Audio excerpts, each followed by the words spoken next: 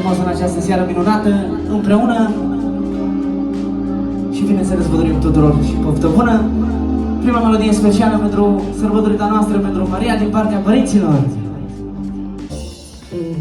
Fata mea, ce minune de copil, frumusețea mea, floarea lui tata, tu ești pentru mine ca un trandafir, frumusețea mea, fata lui.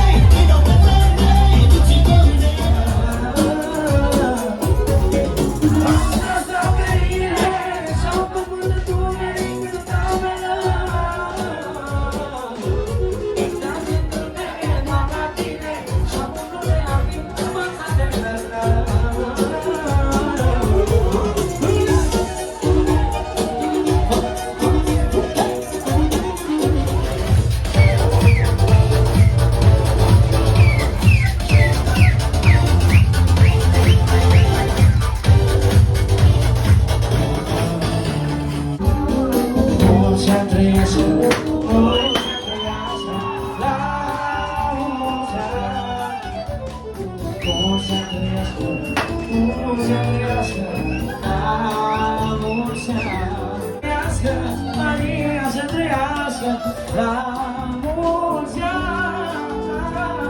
Părinții să iubească, părinții să iubească.